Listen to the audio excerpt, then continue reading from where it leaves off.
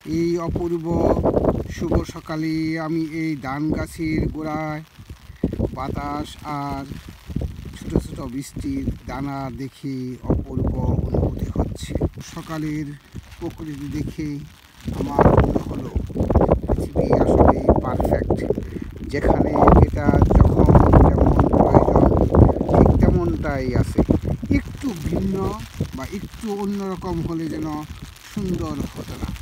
সৌন্দর্যের পারফেকশন চারদিকে ভরপুর, কিন্তু আমরা আমাদের প্রিজুডিসের কারণে, আমাদের নিজস্ব চিন্তার কারণে, আমাদের নিজস্ব ভাবনার কারণে আমরা অনেক সময় সৌন্দর্য বুঝতে পারি না।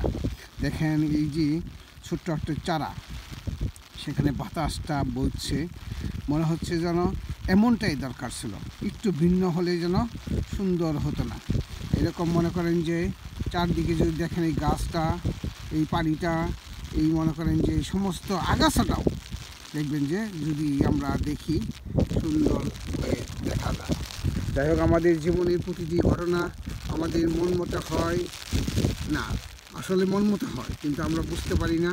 আমাদের নিজস্ব একটা চিন্তা আছে, নিজস্ব একটা প্রিজুডিস আছে, নিজস্ব একটা ভাবনা আছে।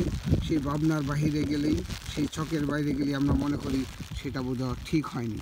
আসলে সব কিছুই ঠিক। আপনি যদি মেনে নেন, আপনি যদি বুঝেন, দেখবেন সব কিছুতেই পারফেকশন এবং সৌন্দর্য খুঁজে পাবেন। একই গাছের পাতা মনে করেন যে সবুজ, কিন্তু অন্যরকম সবুজ, একটু ডিফারেন্স। এই যে একটু ডিফারেন্স, এই ডিফারেন্সটাই যে বুঝে সেই মানুষের প্রকৃতির মাঝে মানে স্বর্গীয় সৌন্দর্য খুঁজে পায়, নিজের জীবনের প্রতিটি ঘটনা, নিজের জীবনের প্রতিটি বাস্তবতার কারণ খুঁজে পায় এবং মেনে নেয় এবং সুখী সুন্দর জীবন যাপন করে। আপনি যদি মেনে না নেন, আপনি যদি না বুঝতে পারেন, তাহলে পাওয়ার পরেও আপনি সুখী জীবন যাপন করতে পারবেন না। যাই হোক, আজকের শিক্ষা হলো যে আমাদেরকে মেনে নেওয়া শিখতে হবে। আমরা যদি মেনে নেই, আমরা সৌন্দর্য খুঁজে পাবো, আমাদের কিউ অবজেক্টিভ হয়ে যাবে সাবজেক্টিভের বদলে। তখন আমাদের কোনো প্রকৃতির মতো অনাবিল সৌন্দর্য, অনাবিল সুখের বন্যা বয়ে যাবে। সবাই ভালো থাকবেন, সুস্থ থাকবেন। জাপানের গ্রাম থেকে সবাইকে শুভেচ্ছা। আমি মাঝে মাঝে প্রকৃতি এবং দর্শন এবং জাপানিজ অনাবিল সৌন্দর্য দেখাবো। আপনারা যদি সময় পান আমার ভিডিও চ্যানেলটি সাবস্ক্রাইব করবেন।